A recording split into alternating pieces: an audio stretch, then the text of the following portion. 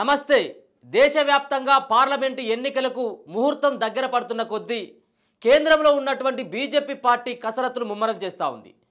దానిలో భాగంగా తెలంగాణలో ఉన్నటువంటి 17 ఎంపీ సెగ్మెంట్లు ఏవైతే ఉన్నాయో ఎంపీ సెగ్మెంట్ల అభ్యర్థుల ప్రక్రియ మొత్తం ముగిసిపోయింది. ఎవరెవరు ఏ సెగ్మెంట్లో నిల్చోవాలన్నటువంటి అభ్యర్థిత్వాన్ని కూడా బీజేపీ పార్టీ ఖరారు చేసినటువంటి పరిస్థితి. తెలంగాణలో ఉన్నటువంటి 17 సెగ్మెంట్లలో సుమారుగా 10కి పైన సీట్లను గెలవాలన్నటువంటి లక్ష్యంతో బీజేపీ పార్టీ కసరత్తులు ముమ్మరం చేస్తూ ఉంది. అందుకోసం అని చెప్పేసి తెలంగాణ పైన ప్రత్యేకమైనటువంటి దృష్టి సారించింది. ఒక పక్కన అమిత్ షా, మరో పక్కన ప్రధాని నరేంద్ర మోడీ ఎన్నికల షెడ్యూల్ కంటే ముందే తెలంగాణలో ఓ దఫా పర్యటన కూడా ఫినిష్ చేసుకోవడం జరిగింది. అంటే తెలంగాణలో ఉన్నటువంటి 17 సీట్లని 17 సీట్లలో 10 సీట్లని ఖచ్చితంగా గెలవాలన్నటువంటి లక్ష్యంతో బీజేపీ పార్టీ నేతలు పనిచేయాలని చెప్పి సూచిస్తూ ఉంది. మరి నిజంగా ఇప్పుడున్నటువంటి అభ్యర్థుల ప్రకటన తర్వాత ఏ అభ్యర్థి ఏ పార్లమెంట్ సెగ్మెంట్లో నిల్చోవాలని చెప్పేసి అభ్యర్థుల ప్రకటన తర్వాత వాళ్ళ యొక్క బలాలు బలహీనతలు ఏంటి అన్నటువంటి విషయాన్ని కూడా ఒకసారి తెలుసుకున్నటువంటి ప్రయత్నం అయితే చేద్దాం. గతంలో బీజేపీ పార్టీకి తెలంగాణ నుంచి కేవలం 4 మాత్రమే ఎంపీలు ఉన్నారు. మరి ఇప్పుడున్నటువంటి నేపథ్యంలో వాళ్ళు అనుకున్నటువంటి 10కి పైన సీట్లు వచ్చేటువంటి అవకాశం ఉంటుందా?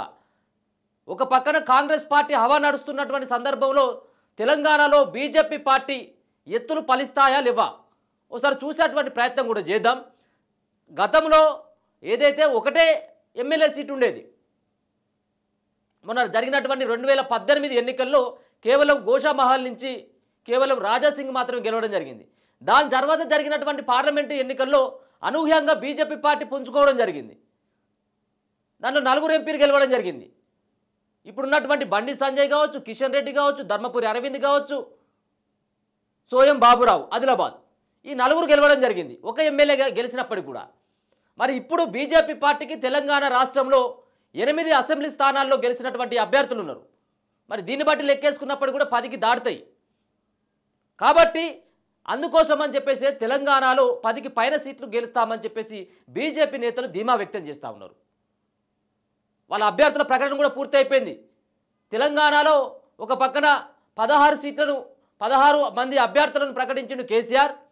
కేవలం 8-9 మంది అభ్యర్థులనే కాంగ్రెస్ పార్టీ ప్రకటించింది అఫీషియల్గా. ఇంకొక పక్కన ఏదైతే బీజేపీ పార్టీ ఉన్నటువంటి 17 సెగ్మెంట్ల అభ్యర్థులను కూడా నిన్న ఫినిష్ చేయడం జరిగింది, వాళ్ళని ప్రకటించడం జరిగింది. కాబట్టి వాళ్ళు ఇప్పటికే ప్రచారాన్ని ముమ్మరం చేసుకోవాలి, ప్రచారంతో జనాల్లోకి వెళ్ళాలి. కేంద్ర ప్రభుత్వం చేసినటువంటి అభివృద్ధి ఫలాల గురించి కానీ అభివృద్ధి కార్యక్రమాల గురించి ప్రజలకు వివరించాలని చెప్పేసి చెప్పినట్టుగా తెలుస్తూ ఉంది. ఒకసారి చూసుకున్నట్టయితే తెలంగాణలో ఇప్పుడున్నటువంటి పరిస్థితుల నేపథ్యంలో బీజేపీ పార్టీకి ఎన్ని సీట్లు వస్తాయి తెలంగాణలో అనేది ఒకసారి చూసేటువంటి ప్రయత్నం అయితే చేద్దాం. ముందుగా ఏదైతే బీజేపీ పార్టీ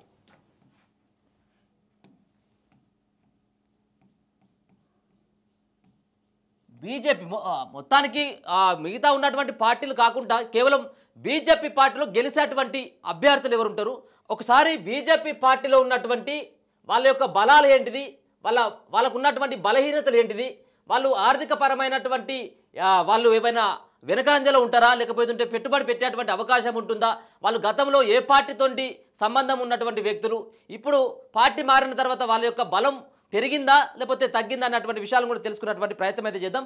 ముందుగా ఏదైతే బీజేపీ పార్టీ అంటే తెలంగాణలో ఉన్నటువంటి 17 సెగ్మెంట్లు ఉన్నాయి. ఈ 17 సెగ్మెంట్లలో ముందుగా బీజేపీ పార్టీ గెలిచేటువంటి సీట్ల విషయానికి వచ్చినట్టయితే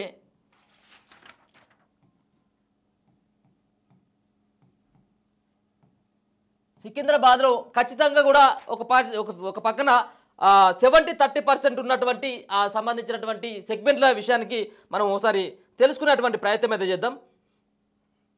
ఎందుకంటే ఇది చాలా కీలకమైనది. ఎందుకంటే సిట్టింగ్లో ఉన్నటువంటి ఎమ్మెల్యేలు మరొకసారి గెలుస్తారా లేదా అనేది కూడా మనం ఒకసారి చూసుకోవాలి. సికింద్రాబాద్లో ఖచ్చితంగా కూడా కిషన్ రెడ్డి మళ్ళొకసారి గెలిచేటువంటి అవకాశం కనబడుతున్నట్టుగా చెప్తా ఉన్నారు. సర్వేలు కూడా అదే విధంగా మరి చూపెడతా ఉన్నాయి. కిషన్ రెడ్డికి దాదాపుగా 70% గెలిచేటువంటి అవకాశాలు మళ్ళీ సికింద్రాబాద్ నుంచి ఉండేటువంటి అవకాశం కనబడతా ఉన్నది.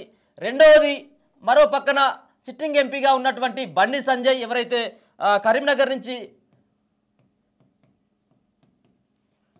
కరీంనగర్లో బండి సంజయ్,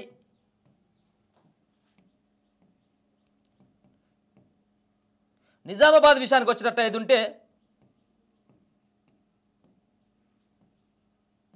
అరవింద్,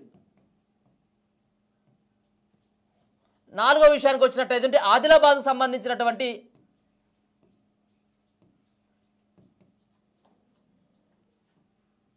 ఇక్కడ గోడెం నగేష్ గెలిచేటువంటి అవకాశం కనబడతా ఉన్నట్టుగా తెలుస్తా ఉంది. గోడెం నగేష్ ఈ యొక్క 4 ఎంపీ సీట్లను గతంలో గెలవడం జరిగింది బీజేపీ పార్టీ. ఇప్పుడు కూడా ఈ సెగ్మెంట్లలో అంటే వీరు సిట్టింగ్లో ఉన్నటువంటి 4 స్థానాలని మళ్ళీ బీజేపీ పార్టీ గెలిచేటువంటి అవకాశం స్పష్టంగా కనబడతా ఉన్నది. అయితే ఇక్కడ ఉన్నటువంటి 3 ఎంపీలు మళ్ళీ ఇదే సిట్టింగ్లో పోటీ చేస్తున్నప్పటికీ ఆదిలాబాద్లో పోటీ చేసినటువంటి ఆదిలాబాద్ ఇప్పటికీ కూడా సిట్టింగ్ ఎంపీగా కొనసాగుతున్నటువంటి సోయం బాబురావు ప్లేస్లో గోడెం నాగేశ్వరిని తీసుకురావడం జరిగింది. అంటే కొంత అక్కడ సోయం బాబురావుకు వ్యతిరేకమైనటువంటి వాళ్ళు ఉన్నారు, ఎమ్మెల్యేలు కూడా అక్కడ ఆదిలాబాద్లో వాళ్ళు కూడా ఆయన మళ్ళీ పోటీ చేసినట్టయితే ఉంటే గెలిచేటువంటి అవకాశం లేదని చెప్పేసి ఇచ్చినటువంటి రిపోర్టు ప్రకారం అక్కడ అభ్యర్థిని కూడా మారవడం జరిగింది బీజేపీ పార్టీ. గోడెం నగేష్ను ఇక తీసుకురావడం జరిగింది. గోడెం నగేష్ కూడా గెలిచేటువంటి అవకాశాలు కనబడతా ఉన్నది. ఈ 4 ఎంపీ సీట్లు దరిదాపుగా 70% ఇక్కడ బీజేపీ పార్టీ మళ్ళీ ఒకసారి ఉన్నటువంటి పార్లమెంట్ సెగ్మెంట్లను మళ్ళీ వాళ్ళ ఖాతాలో వేసుకున్నటువంటి అవకాశం కనబడతా ఉన్నది. ఇక అడిషనల్గా వచ్చేటువంటి సీట్లు ఏంటి? అడిషనల్గా బీజేపీ పార్టీకి ఇంకెక్కడెక్కడ సీట్లు వచ్చేటువంటి అవకాశం ఉంటుంది, అక్కడ ఉన్నటువంటి అభ్యర్థి ఎవరు అనేది ఒకసారి తెలుసుకున్నటువంటి ప్రయత్నం చేస్తే ముందుగా అతి కొద్ది తేడాతోటి ఓడిపోయినటువంటి చేవెళ్ళ ఏదైతే ఉందో, చేవెళ్ళలో కొండా విశ్వేశ్వర రెడ్డి కూడా దరిదాపుగా గెలిచేటువంటి అవకాశం స్పష్టంగా కనబడతా ఉన్నది. మరొక పక్కన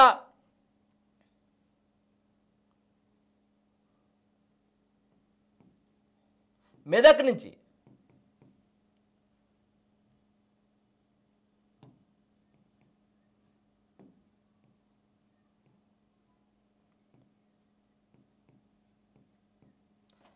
నుంచి రఘునందన్ రావు,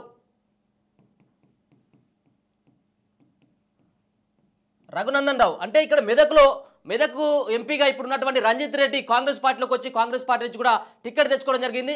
ఆయన నుంచి చాలా వ్యతిరేకమైనటువంటి వ్యవహారం ఉంది. అక్కడ వ్యతిరేకంగా అక్కడ రంజిత్ రెడ్డికి ఓట్లేసేటువంటి అవకాశం ఉండదు. కాంగ్రెస్ పార్టీ నుంచి పోటీ చేసినప్పుడు కూడా ఆయన ఓడిపోయేటువంటి పరిస్థితి ఉంది. ఇక ప్రత్యామ్నాయంగా రఘునందన్ రావును మరి బీజేపీ పార్టీ అభ్యర్థిగా ప్రకటించడం జరిగింది. రఘునందన్ రావుకు కూడా ఛాన్సెస్ ఉన్నట్టుగా తెలుస్తూ ఉంది. మరో పక్కన ఏదైతే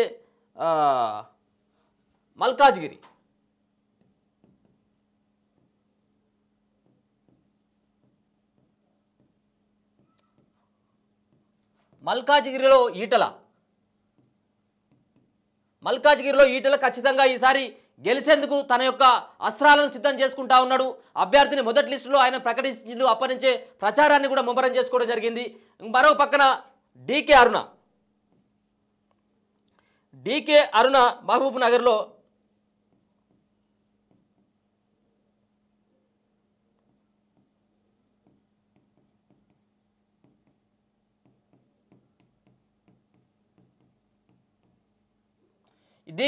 మొత్తం 8 మంది, అంటే దర్దాపుగా ఇప్పుడు ఉన్నటువంటి సిట్టింగ్ ఎంపీలేమో 4, సికింద్రాబాద్, కరీంనగర్, నిజామాబాద్, ఆదిలాబాద్.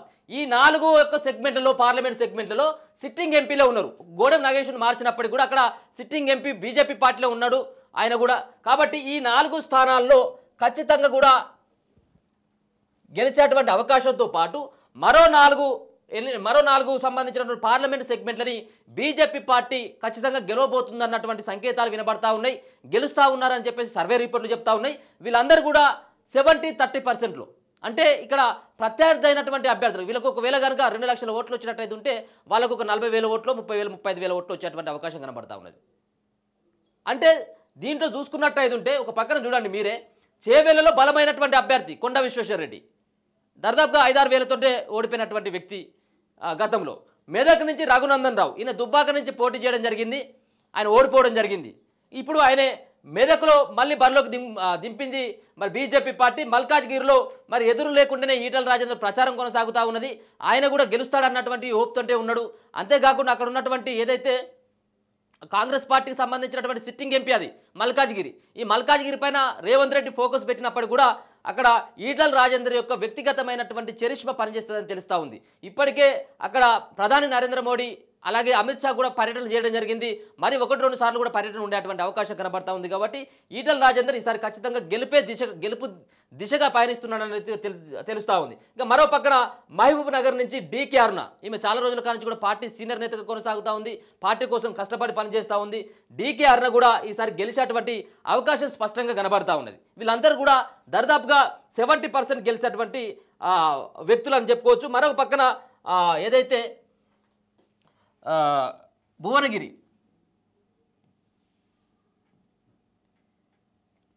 నుంచి భువనగిరిలో బూరా, మరొక పక్కన వరంగల్ నుంచి ఆరూరి రమేష్,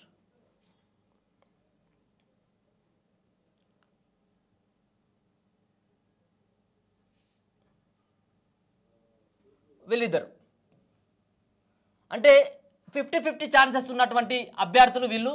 ఒకరేమో వరంగల్ నుంచి, మరొకరేమో భువనగిరి నుంచి. వీళ్ళు కూడా బలమైనటువంటి అభ్యర్థులే. అక్కడ ఉన్నటువంటి ఒకవేళ కనుక భువనగిరి నుంచి రెడ్డి సామాజిక వర్గానికి కనుక కాంగ్రెస్ పార్టీ కనుక టికెట్ కేటాయిస్తే ఖచ్చితంగా భువనగిరి నుంచి బూర నరసయ్య గౌడ్ గెలుస్తాడన్నటువంటి అభిప్రాయం వ్యక్తం అవుతా ఉన్నది. బూర నరసయ్య గౌడ్కి బీసీలంతా సపోర్ట్ చేసేటువంటి అవకాశం ఉన్నది.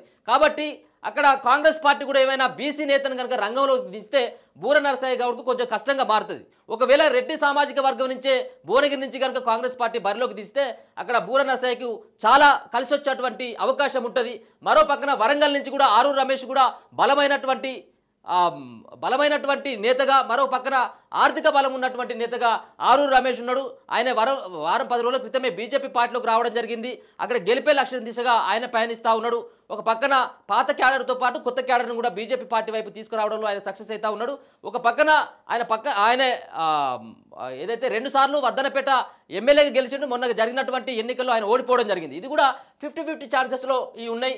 మొత్తానికైతే 10 పైన ఇప్పుడు మనం అనుకున్నట్టుగా 10 స్థానాల పైన బీజేపీ పార్టీ ప్రత్యేకమైనటువంటి దృష్టి సారించింది. 10లో ఇప్పుడు మనం అనుకున్నటువంటి ఈ 8 సీట్లు 4 అయితే ఎట్లా గెలుస్తాయి ఇప్పుడు ఉన్నటువంటి అనేది.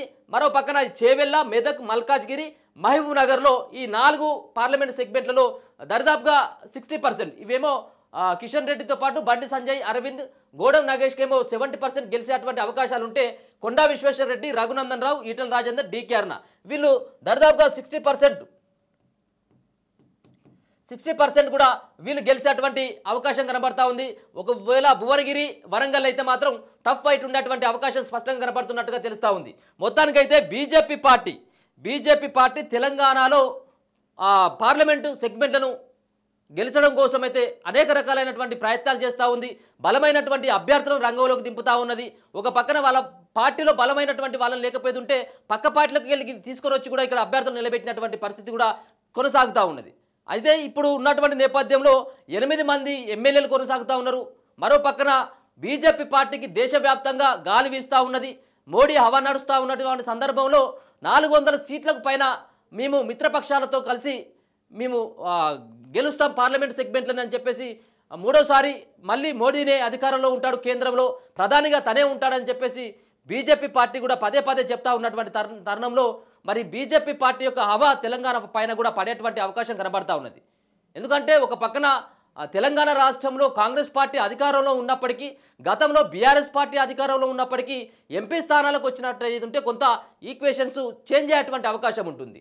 కాబట్టి బీజేపీ పార్టీ వైపు అంటే మోడీ యొక్క చరిష్మాతోటి కొంత మోడీ వైపు చూసేటువంటి ఆలోచనతో ఉంటారు. కాబట్టి బీజేపీ పార్టీకి కాస్త ఎడ్జ్ ఉండేటువంటి అవకాశం ఉంటుంది తెలంగాణలో. ఒకవేళ కనుక మనం అనుకున్నటువంటి ఇదే 8 సీట్లు కనుక కాంగ్రెస్ పార్టీకి, ఇదే 8 సీట్లు కనుక బీజేపీ పార్టీకి వస్తే కాంగ్రెస్ పార్టీ యొక్క పరిస్థితి ఏంటిదనేది కూడా మనం చూడాలి. కాంగ్రెస్ పార్టీకి కూడా దరిదాపుగా కాంగ్రెస్ పార్టీకి మనం అనుకున్నట్టుగా వీళ్ళకి ఒక 8 వచ్చినట్టు 5 ఉంటే కాంగ్రెస్ పార్టీకి కూడా ఒక 7-8 వచ్చేటువంటి అవకాశం కనబడుతుంది. ఒక సీటు వరకు మాత్రం ఒకటేమో ఎంఐఎం తీసుకపోతే ఒకటేమో ఎక్కడో కాడ మరి బీఆర్ఎస్ పార్టీ వచ్చేటువంటి అవకాశం ఉంటుంది. అంటే కాంగ్రెస్ పార్టీ బీజేపీ పార్టీ ఈ రెండు పార్టీల మధ్యలో టఫ్ ఫైట్ అయితే కొనసాగేటువంటి అవకాశం ఉంటుంది. 8 సీట్లను కూడా గెలిచేటువంటి అవకాశం బీజేపీ పార్టీకి కనబడితే మరొక పక్కన రెండిట్లో టఫ్ అయినటువంటి భువనగిరి వరంగల్లో కొంచెం టఫ్ ఉన్నటువంటి అవకాశం కనబడతా ఉన్నది. చూద్దాం మరి ఈ యొక్క బీజేపీ పార్టీ వేసినటువంటి ఏదైతే ముందుగా అభ్యర్థులను ప్రకటించడం ఏ విధమైనటువంటి స్ట్రాటజీ, మరో పక్కన బీజేపీ పార్టీలో ఉన్నటువంటి అభ్యర్థులు ఏ విధంగా వాళ్ళు రేపు రానున్నటువంటి పార్లమెంటరీ ఎన్నికల్లో ఏ విధమైనటువంటి వ్యూహాలను రచిస్తారనేది కూడా మనం చూడాల్సినటువంటి పరిస్థితి. ఇప్పుడు మేము చెప్పినటువంటి అభ్యర్థులు ఎవరైతే ఉన్నారో ఒక పక్కన బండి సంజయ్, మరో పక్కన ధర్మపురి అరవింద్, కిషన్ రెడ్డి, ఆదిలాబాద్ నుంచి గోడెం నాగేష్, చేవెల నుంచి కొండా విశ్వేశ్వరరెడ్డి, మహబూబ్ నగర్ నుంచి డీకే అరుణ, మరో పక్కన మల్కాజ్గిరి నుంచి ఈటల రాజేందర్, వీళ్ళందరూ కూడా గెలిచేటువంటి అభ్యర్థులుగానే మనమైతే చెప్పుకోవచ్చు. ఎందుకంటే చాలా రోజుల కాలం నుంచి ఇప్పుడు వీళ్ళందరూ కూడా చెప్పినటువంటి పేర్లు బీజేపీ పార్టీలో బలమైనటువంటి అభ్యర్థుల పేర్లు కాబట్టి ఒక పక్కన గతంలో మనం అనుకున్నట్టుగా బీజేపీ పార్టీకి బలం లేనటువంటి దగ్గరనే 3 ఎంపీ సీట్లు కరీంనగర్ కానీ, నిజామాబాద్ కానీ, ఆదిలాబాద్ ఈ 3 ప్రాంతాల్లో అసలు బీజేపీ పార్టీకి బలమే లేదు, ఒక ఎమ్మెల్యే కూడా లేడు గతంలో. అయినప్పటికీ ఈ 3 సెగ్మెంట్లలో వాళ్ళు గెలవడం జరిగింది. మరి ఇప్పుడు ఉన్నటువంటి నేపథ్యంలో 8 అసెంబ్లీ స్థానాలు వాళ్ళకు ఉన్నాయి. 8 మంది అభ్యర్థులు వాళ్ళు ఎమ్మెల్యేలు గెలిచిన్నారు. ఇంకొక పక్కన బీజేపీలో ఉన్నటువంటి కీలకమైనటువంటి నేతలు ఇదే ప్రయత్నం చేస్తూ ఉన్నారు. ఈటల రాజేందర్ కావచ్చు, ఇప్పుడు ఉన్నటువంటి కేంద్ర మంత్రిగా ఉన్నటువంటి కిషన్ రెడ్డి కావచ్చు, ధర్మపురి అరవింద్, బండి సంజయ్ వీళ్ళందరూ కూడా పార్టీలో గెలవడమే కాకుండా ఒకవేళ గెలిచినట్టయితే కేంద్ర మంత్రి పదవులు వస్తాయన్నటువంటి ఆలోచన కూడా వీళ్ళకు ఉంటుంది. కాబట్టి వాళ్ళు పార్టీ కోసం ఖచ్చితంగా గెలవడమే లక్ష్యంగా వాళ్ళైతే పనిచేస్తూ ఉన్నారు. వాళ్ళు ప్రజల మధ్యలోకి అయితే వెళ్తూ ఉన్నారు. వీళ్ళతో పాటు చేవెళ్ళ, మల్కాజ్గిరి, మహబూబ్ నగర్, అలాగే భువనగిరి ఇట్లాంటి స్థానాల్లో కూడా పాగా వేసేందుకు బీజేపీ పార్టీ కసరత్తులు చేస్తూ ఉన్నది. అంతేకాకుండా తెలంగాణ రాష్ట్రానికి చాలామందిని కూడా ఇక్కడికి కేంద్రంలో ఉన్నటువంటి చాలామంది నేతలను తెలంగాణకి పంపి బీజేపీ పార్టీకి సంబంధించినటువంటి కీలకమైనటువంటి నేతల్ని తెలంగాణలో ఇన్ఛార్జ్గా నియమించి ప్రచారం చేయాలని చెప్పేసి అయితే బీజేపీ పార్టీ భావిస్తూ ఉంది.